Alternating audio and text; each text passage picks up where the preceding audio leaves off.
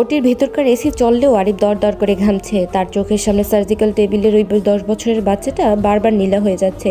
সে যতবার স্কালপেল হাতে নিতে যাচ্ছে তার মনে হচ্ছে সে কোনো রোগীর নয়, বরং তার নিজের ভালোবাসার মানুষের শরীর ছিঁড়ে ফেলছে। অ্যাসিস্ট্যান্ট ডাক্তার অবাক হয়ে ডাকলেন, স্যার সব রেডি, ইনজেকশন শুরু করুন। আরিফ স্থির হয়ে দাঁড়িয়ে আছে। তার কান দিয়ে যেন একটা শোষ শব্দ হচ্ছে। সে শুনতে পাচ্ছে নীলার সেই কথাগুলো। তুমিও তবে স্বার্থপর আরিফ? আরিফ মনে মনে নিজেকে শাসন করলো, না আমি স্বার্থপর নই, আমি সার্জন, আমাকে পারতেই হবে। সে চোখ বন্ধ করে লম্বা একটা শ্বাস নিল। তারপর যখন চোখ খুললো তখন আর সে স্বামী আরিফ নয়, সে তখন নিউরোসার্জন ডক্টর আরিফ রহমান। চূড়ান্ত লড়াই, অপারেশন শুরু হলো। প্রায় 3 ঘন্টা ধরে চললো এক মহাযুদ্ধ।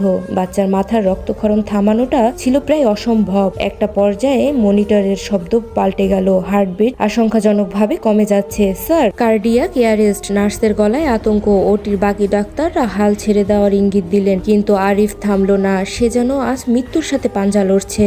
সে জানে এই বাচ্চাটা যদি আজ মারা যায় তবে তার আত্মবিশ্বাস চিরতরে শেষ হয়ে যাবে। নীলাকেও সে আর কোনোদিন মুখ দেখাতে পারবে না। সে পাগলের মতন সিপিআর দিতে শুরু করলো, চিৎকার করে বলল, ফিরে আসো, তোমাকে ফিরে আসতে হবে। আজ আমার পরাজয় মানে বিজ্ঞানের পরাজয় নয়, আজ আমার ভালোবাসার পরাজয়। হঠাৎ জাদুর মতো মনিটরটা আবার সচল হয়ে উঠলো। ধীরলয়ে বিপ বিপ শব্দটা ফিরে এলো। বাচ্চাটার শ্বাস প্রশ্বাস স্বাভাবিক হতে শুরু করলো। আরিফের হাত থেকে স্কালপেলটা পড়ে গেল। সে ওখানেই মেঝের উপরে হাঁটু গেড়ে বসে পড়লো। হাসপাতালের করিডোরে অন্ধকার। সকাল 6টা। ওটির বাহিরে আসতেই বাচ্চাটির বাবা আরিফের পা জড়িয়ে ধরলেন। আরিফ শুধু ক্লান্তভাবে হাসলো, কিন্তু তার শরীরে আর এক বিন্দু শক্তি অবশিষ্ট নেই। সে দ্রুত গাড়িতে উঠে বাড়ির দিকে ছুটলো। তার মনে একটাই চিন্তা, নীলা কি ঘুমাচ্ছে নাকি জানালার পাশে দাঁড়িয়ে এখনো তার অপেক্ষা করছে। বাড়ি ফিরে সে দেখলো দরজা খোলা, বাসার ঘরে আলো জ্বলছে, কিন্তু নীলা সেখানে নেই। শোবার ঘরে গিয়ে সে যা দেখলো তাতে তার হৃৎপিণ্ড যেন থমকে গেল।